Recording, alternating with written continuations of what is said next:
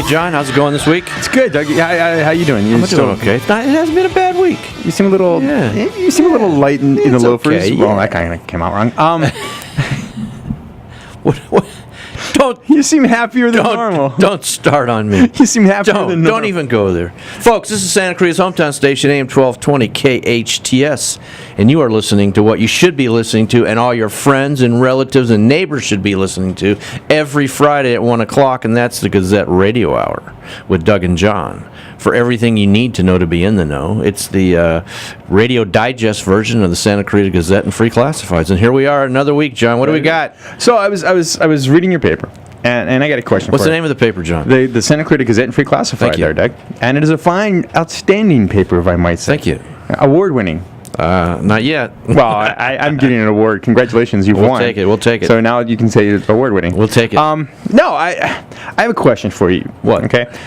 I read some of the letters to the editor that you get, and some of the stuff from what's that guy's name, Jaso or something? I think so. I'd never heard the guy or woman talk verbally. Okay. They won't tell me who they are. But it seems like all they're email. so I think it's Jazo. Jazo, whatever. Okay. But they're so completely polar opposite from you. Okay. I hate that too. I know. But I wanted to go through an exercise with you today. So I want to go through an exercise today to try to raise the level of the dialect. Okay. Dialogue. Sorry. Raise the level of the debate. Okay. Get it out of the name calling. Oh, I can get it out of my system? Not get it out of your system. Okay. I want you to become.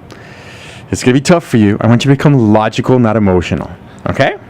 Can we do that? Okay. All right. I think this is going to be good for you, Doug. I really think this is going to be good for you. It's going to get you to calm down, focus your thoughts. Okay. We could bring the hypnotist back. I mean, she could make you bark like a dog, I'm sure. Okay, or cluck like a chicken or whatever. Probably cluck like a dog and bark like a chicken. I don't even know. Okay. She can probably get you to do both at the same time. But that's not the point. I want you to try to calm down and think. I'm going to ask you a couple questions. Okay. Would you do me a favor? Sure. Get to the point. I'm going to get to the point. You always seem to rant about the debt. Okay. Yeah?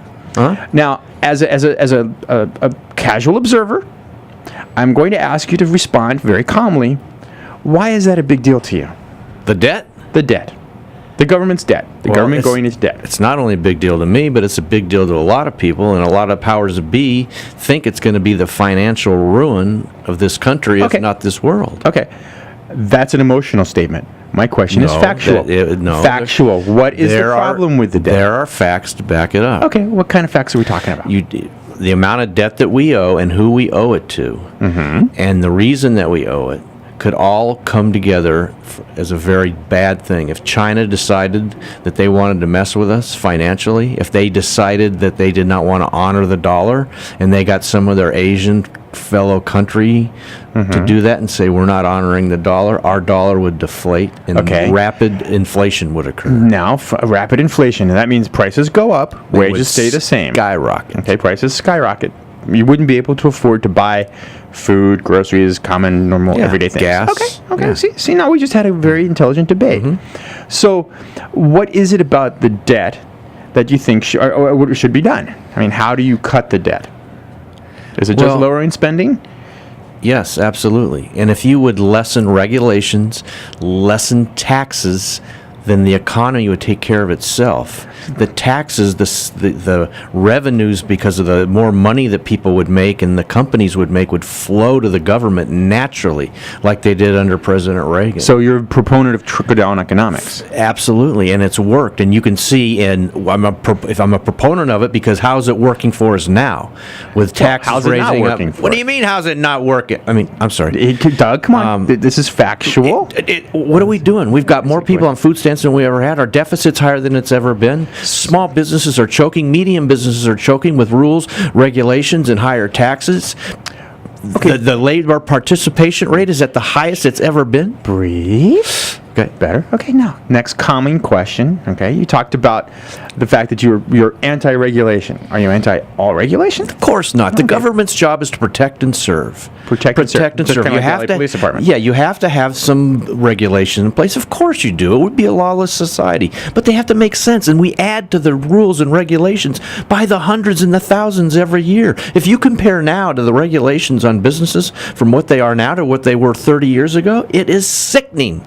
Now, you see, I think that there should be, corporations can't be, look what happened when we allowed corporations to govern themselves. Doug, come on. You can't not have regulations, can you? Of course you should have regulations. And, John, you're starting to wear me out. I am so not. Doug, No, Doug, I'm done with this.